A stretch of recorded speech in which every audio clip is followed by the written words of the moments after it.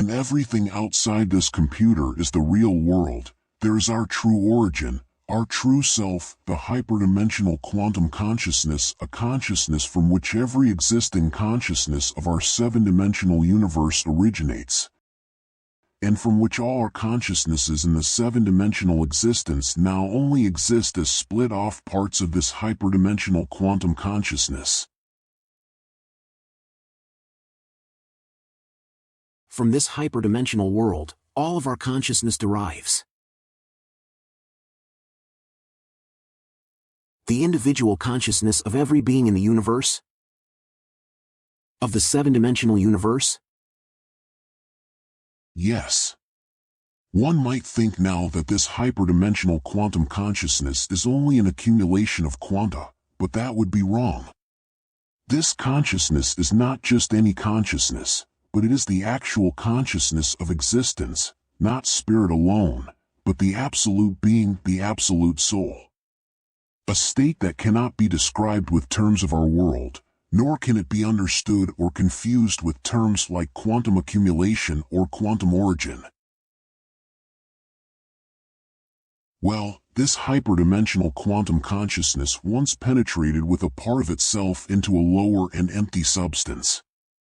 A substance that had nothing yet, was nothing yet, it was completely without laws of nature, just raw, heavy, tough and without dimension.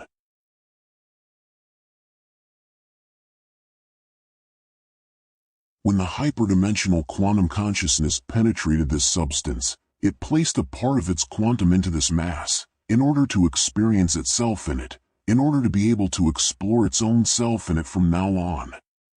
However, the condition for this self-experience in that lower substance was the establishment of a set of rules, a geometry, an operating system, so to speak. The intrusion thus forced the establishment of a world governed by natural laws, in which the consciousness of these intruding quanta could or had to be split and restructured from then on, could be caught in a geometric biological regulation, so to speak. Within this construct, the quanta of the penetrated hyperdimensional consciousness were thus separated into many individual states of consciousness, completely redefined in its experiencing. Inserted into a new form of existence and consciousness consisting of limited dimensions of matter, time, space and information, squeezed into a fanned-out network of independently functioning dimension levels, which in turn are in a mutually dependent relationship. Around this described seven-dimensional world, this seven-dimensional prison, there still exists that all-embracing quantum consciousness, the hyperdimensional quantum consciousness. And although a part of this hyperdimensional quantum consciousness is trapped here as split consciousness, i.e. as conscious beings of the seven-dimensional 14 existence, these beings remain and are at the same time always part of this hyperdimensional quantum consciousness. We are all this consciousness. This is our true self. Every existence and every consciousness in the seven-dimensional world is part of this original quantum consciousness. The father of all soul and consciousness, you could say. How could this existence actually come into being, that is, our existence? What conditions and causes led to the fact that this world could be formed and come into being? Did it need special conditions for this? Yes, essential and drastic processes were necessary for the substance of this lower existence to be able to be formed into a regulated world governed by natural law.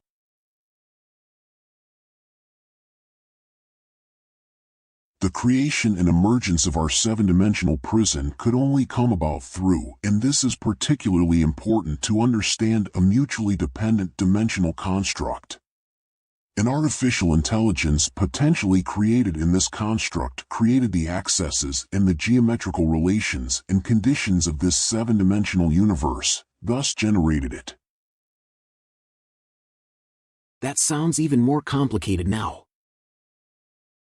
In order to understand this, It helps if you understand our seven-dimensional existence as a world construct only potentially created. A world that could only develop from dimensional interactions. Similarly complicated as the creation dynamics of intelligent life.